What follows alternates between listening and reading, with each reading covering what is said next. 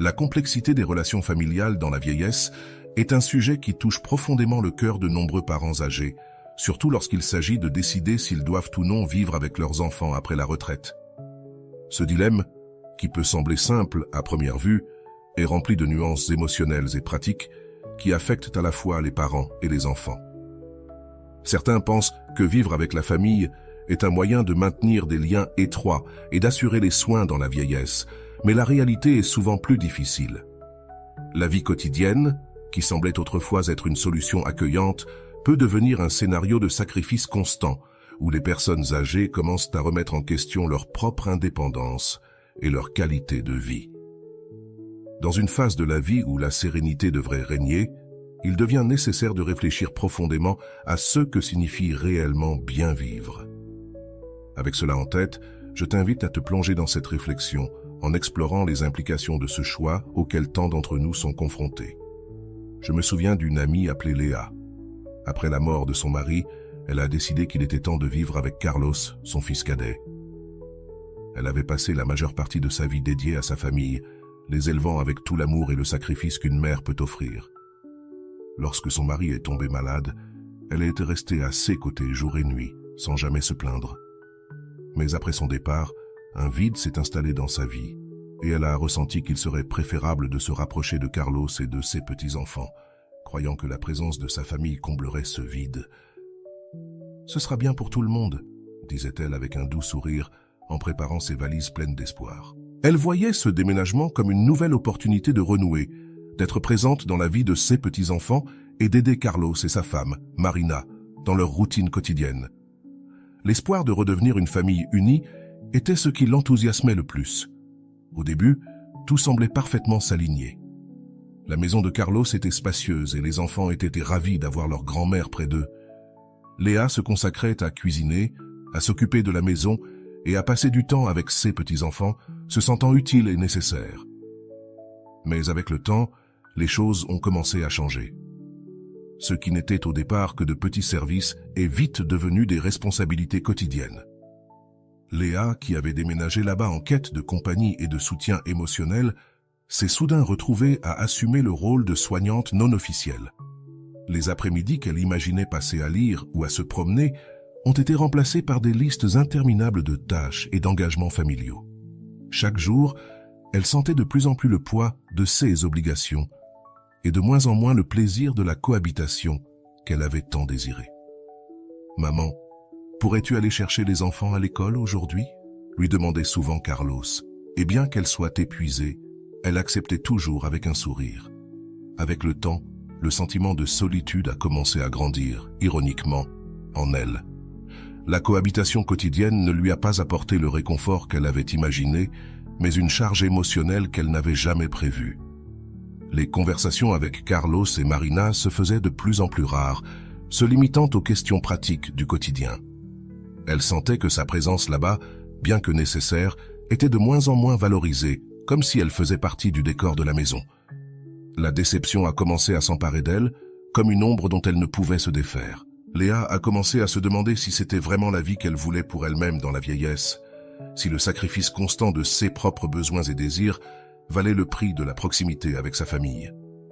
L'espoir d'une fin de vie satisfaisante, entourée d'amour, semblait de plus en plus lointain, et elle a commencé à réfléchir à la nécessité de chercher quelque chose de différent, quelque chose qui serait vraiment pour elle. Les premiers signes de conflit sont apparus de manière presque imperceptible, comme de petites fissures dans un mur autrefois solide. Au début, il semblait normal à Léa que Carlos et Marina lui demandent de l'aide pour les tâches domestiques et la garde des enfants. Elle était prête à contribuer, après tout. Elle avait toujours été une mère dévouée et croyait que sa présence là-bas devait être un atout pour la famille. Mais avec le temps, ces demandes sont passées d'occasionnelles à constantes. Ce qui n'était auparavant qu'un simple service est vite devenu une attente. Elle a commencé à se rendre compte que, peu à peu, ses responsabilités augmentaient, tandis que le temps qui aurait dû lui être consacré pour ses propres activités et son repos diminuait drastiquement. La situation s'est aggravée lorsqu'elle a commencé à sentir que sa présence était considérée comme une obligation envers les autres, plutôt que comme celle d'une mère aimée et respectée. Les paroles d'affection et de gratitude, autrefois fréquentes, ont laissé place à des demandes impersonnelles et à des exigences voilées. « Maman, pourrais-tu passer au marché aujourd'hui ?» demandait Marina, presque comme si c'était un devoir pour Léa. Peu à peu, elle est devenue la figure centrale de l'entretien de la maison, assumant les tâches que Carlos et Marina ne pouvaient ou ne voulèrent pas faire. Ce qui devait être une cohabitation harmonieuse est devenu une routine stressante, où le rôle de mère invitée se mêlait dangereusement à celui de femme de ménage non rémunérée. Ce nouveau rôle a commencé à peser de plus en plus sur Léa. Les petites frustrations du quotidien s'accumulaient, créant une tension constante entre elle et le reste de la famille. Elle se sentait piégée dans une routine qu'elle n'avait pas choisie, où ses besoins et ses désirs étaient constamment relégués au second plan au profit des autres. Le manque de reconnaissance de ses efforts a commencé à éroder l'enthousiasme qu'elle avait ressenti en emménageant. Chaque tâche accomplie sans remerciement, chaque demande formulée sans considération, se transformait en une petite blessure émotionnelle qu'elle portait en silence. La maison, qui était censée être un refuge, semblait maintenant davantage une prison, où son indépendance et sa dignité étaient sacrifiées petit à petit au nom de la vie familiale. L'impact émotionnel de ce nouveau rôle a été dévastateur pour Léa. Elle avait l'impression de perdre son identité, d'être réduite à un rôle qui ne lui apportait ni joie ni satisfaction. L'amour qu'elle avait toujours ressenti pour Carlos et sa famille commençait à être éclipsé par le ressentiment et la tristesse. Léa s'est rendue compte que la cohabitation, au lieu de les renforcer, créait des barrières émotionnelles qui, si elles n'étaient pas traitées, pourraient devenir insurmontables. Et ainsi, les petits conflits, qui avaient commencé de manière presque imperceptible, ont commencé à créer de profondes fissures dans une relation qui jusque-là semblait inébranlable. Un jour, elle a commencé à se rendre compte que quelque chose devait changer. Ces nuits, où elle dormait autrefois paisiblement, étaient désormais de longues heures de réflexion. Allongée dans son lit, elle repassait en revue les moments de sa vie où elle était plus heureuse, les moments où elle avait une liberté totale pour prendre ses propres décisions. Peu à peu, ce qui n'était qu'une simple gêne s'est transformé en un profond malaise. Elle se demandait si, en allant vivre avec Carlos, elle n'avait pas renoncé, sans le vouloir, à quelque chose de bien plus précieux, son indépendance, son identité et surtout son propre bonheur. La sensation de vivre la vie des autres, plutôt que la sienne, a commencé à l'accabler. Ces pensées étaient accompagnées d'un sentiment croissant de perte. Léa a commencé à se demander si c'était vraiment la vie qu'elle voulait pour elle-même. Elle s'est rendue compte qu'elle s'était éloignée des petites choses qui la rendaient heureuse, comme se promener seule dans le parc, lire ses livres préférés ou simplement avoir la liberté de choisir ce qu'elle voulait faire de son temps. Le rôle qu'elle avait assumé dans la maison de Carlos la déconnectait de plus en plus d'elle-même, et elle a commencé à se rendre compte que rester là ne bénéficiait à personne, ni à elle, ni à sa famille. Mais la décision de partir, de changer à nouveau de vie, n'a pas été facile. Elle savait qu'en optant pour l'indépendance, elle renonçait à être proche de ses petits-enfants, quelque chose qui lui apportait une immense joie. Mais elle savait aussi que, pour être la mère et la grand-mère dont sa famille avait besoin, elle devait être bien avec elle-même. Et être bien signifiait avant tout retrouver son indépendance et la capacité de vivre selon ses propres désirs. Les souvenirs de sa vie avant de partir vivre avec Carlos ont commencé à refaire surface avec force. Elle se souvenait de la façon dont, même après la mort de son mari, elle parvenait à trouver du bonheur dans sa simple routine, entourée d'amis et d'activités qui la comblaient vraiment. L'idée de retourner dans son village natal, où elle avait ses racines et où elle savait qu'elle pourrait être pleinement elle-même, a commencé à prendre forme dans son esprit. Elle s'est finalement rendue compte que son bonheur ne dépendait pas d'être proche de sa famille à tout prix, mais de trouver un équilibre entre aimer ses enfants et prendre soin d'elle-même. Ainsi, Léa est arrivée à une conclusion. Pour préserver sa dignité, sa santé mentale et son bonheur, elle devait prendre une décision courageuse. Elle savait que ce ne serait pas facile de l'annoncer à Carlos et à sa famille, mais elle savait aussi que c'était la seule façon de reprendre le contrôle de sa vie. Elle ne voulait plus être seulement une présence silencieuse dans la maison de son fils. Elle voulait être maîtresse de son propre destin, même si cela signifiait faire face à nouveau à l'inconnu. Et avec cette pensée, elle a commencé à planifier les prochaines étapes de son voyage, consciente que le vrai bonheur ne serait possible que si elle avait le courage de choisir ce qui était le mieux pour elle. Décidée à reprendre les rênes de sa vie, un jour, elle a rassemblé tout le courage qu'elle avait pour annoncer sa décision à sa famille. Ce matin-là, alors que le café était encore chaud sur la table, elle appela Carlos et Marina pour discuter. Son cœur battait fort, mais les mots lui sont venus avec un calme surprenant. « J'ai beaucoup réfléchi ces derniers temps », commença-t-elle en regardant Carlos dans les yeux. « Il est temps pour moi de suivre mon propre chemin. Je sens que j'ai besoin de retourner chez moi, à ma vie, où je pourrais retrouver la paix et l'indépendance que j'ai perdues. » Le silence qui suivit sembla durer une éternité. Carlos et Marina échangèrent des regards de surprise et d'inquiétude. « Mais maman, es-tu sûre? Les enfants vont beaucoup te manquer, » dit Carlos, essayant d'assimiler ce qu'il venait d'entendre. Léa respira profondément, consciente de la difficulté de la conversation, mais aussi du fait qu'elle faisait ce qui était nécessaire pour son propre bien-être. « J'aime mes petits-enfants, Carlos, et je serai toujours là quand vous aurez besoin de moi. Mais j'ai besoin de plus. J'ai besoin de redécouvrir qui je suis et de faire les choses qui me rendent heureuse.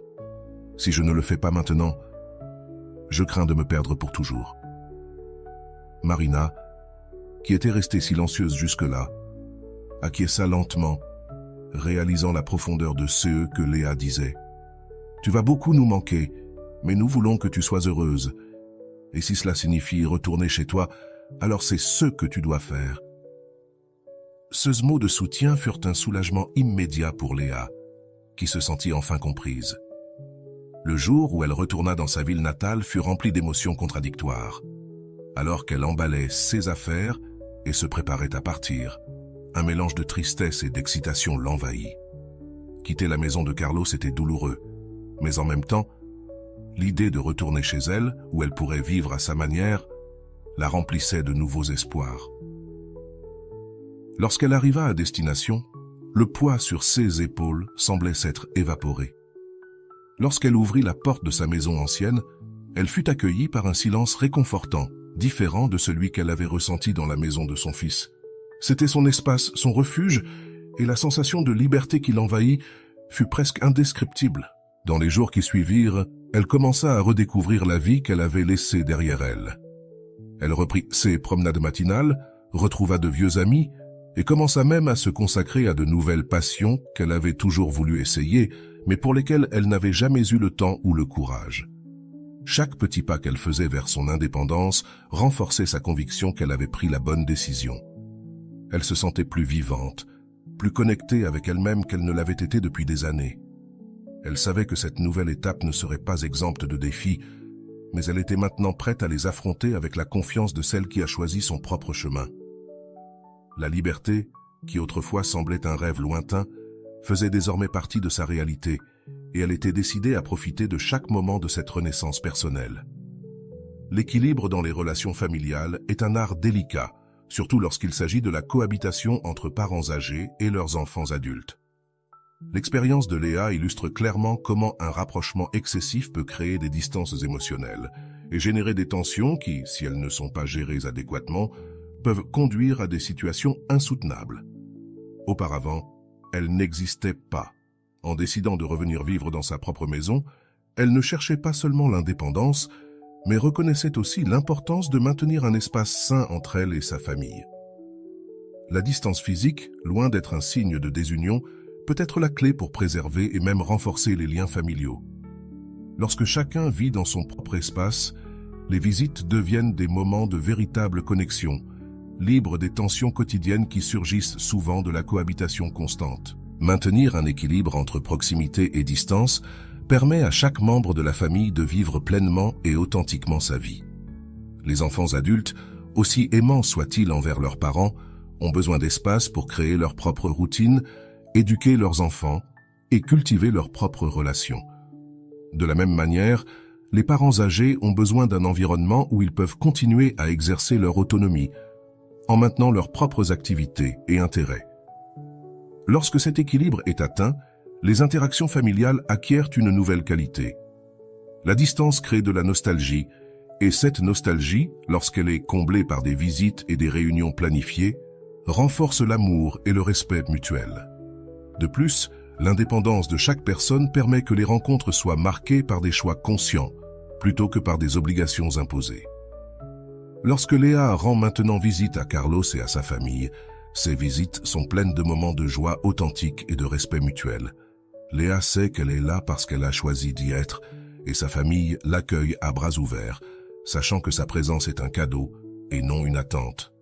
Ce nouveau format de relation, où l'équilibre est valorisé, fait que chaque moment passé ensemble est significatif et spécial, nourrissant ainsi les liens familiaux de manière saine. L'équilibre dans les relations familiales favorise une cohabitation harmonieuse, où tous les participants ont l'opportunité de grandir et de se développer individuellement. Il permet aux parents de préserver leur dignité et leur indépendance dans la vieillesse, tandis que les enfants apprennent à apprécier le temps et l'espace partagés avec une nouvelle perspective. Léa a découvert qu'en préservant sa propre vie, elle protégeait non seulement sa santé mentale et émotionnelle, mais qu'elle revitalisait également la relation avec son fils et ses petits-enfants. Cet équilibre, bien que souvent difficile à atteindre, est fondamental pour le bien-être de tous et pour la continuité de relations familiales saines et heureuses. Le sacrifice constant, lorsqu'il est pratiqué à l'excès, peut devenir un piège dangereux, en particulier pour les parents âgés qui, dans leur désir de protéger et de soutenir leurs enfants, finissent par négliger leurs propres besoins et désirs. Léa, dans son désir d'aider Carlos et sa famille, en est arrivée à un point où elle a renoncé à tout, ce qui la rendait heureuse.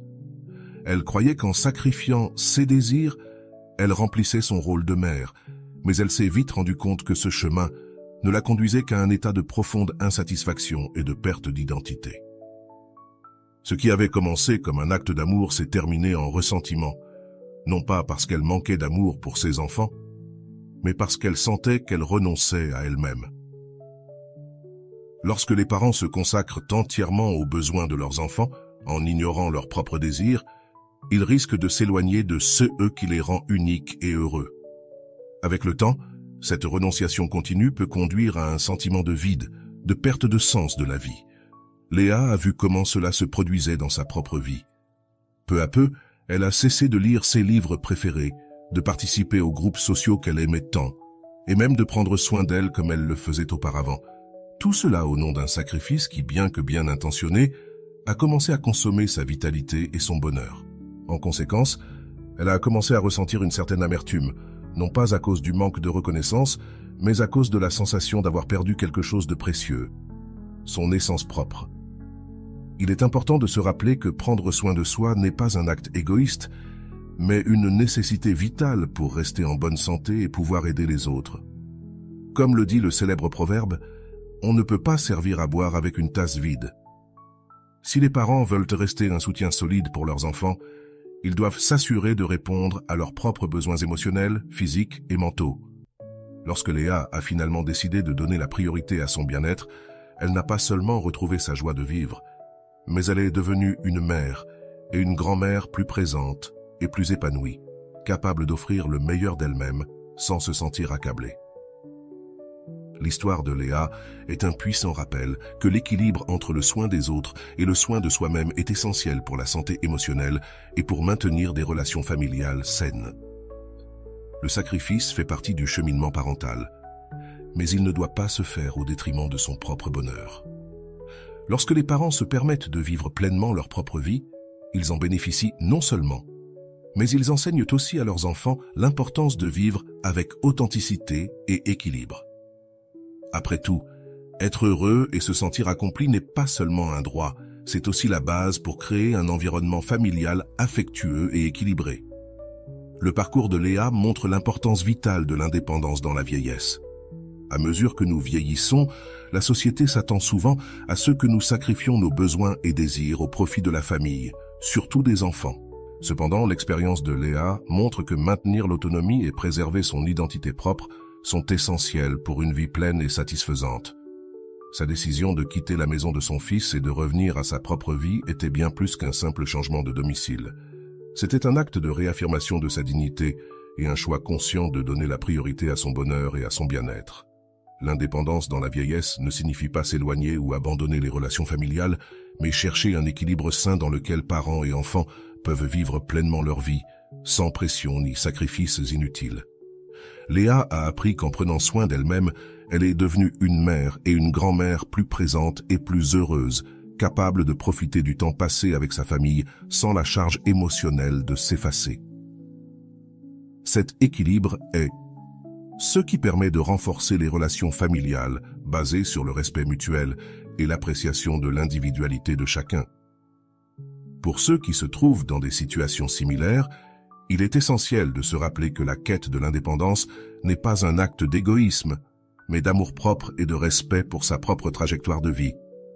Rester actif, cultiver ses intérêts personnels et garantir un espace qui nous est propre sont des éléments clés pour une vie équilibrée dans la vieillesse. Je t'encourage à réfléchir à tes propres besoins et à prendre les rênes de ta vie en prenant des décisions qui favorisent ton bonheur et ton bien-être. Si nécessaire, parle à ta famille de tes sentiments et de tes désirs. Le véritable bonheur, comme l'a découvert Léa, vient de vivre selon ses propres termes, en maintenant un équilibre sain entre les responsabilités familiales et le soin de soi-même. La valeur de l'indépendance dans la vieillesse est un cadeau que nous nous faisons à nous-mêmes. Elle nous permet de vieillir avec dignité, en maintenant vive la flamme de ceux qui nous rend uniques et heureux. En choisissant l'indépendance, nous choisissons de vivre pleinement, avec la liberté de continuer à grandir, à apprendre et surtout à être qui nous sommes vraiment. C'est le legs le plus précieux que nous puissions laisser à nos enfants, l'exemple d'une vie bien vécue, pleine de sens et d'amour-propre. Maintenant que tu as suivi l'histoire de Léa et réfléchi aux défis et aux récompenses de la quête de l'indépendance dans la vieillesse, il est temps de te tourner vers toi-même et de te demander « Comment t'es-tu occupé de toi-même au milieu des responsabilités familiales? T'es-tu permis de vivre selon tes propres désirs et besoins ?» La décision de Léa a été un pas courageux pour retrouver son bonheur et son bien-être. Que pourrais-tu changer dans ta vie pour que ton chemin soit également plein et satisfaisant? Je t'invite à réfléchir à ta propre expérience et à envisager les décisions que tu as prises jusqu'à présent.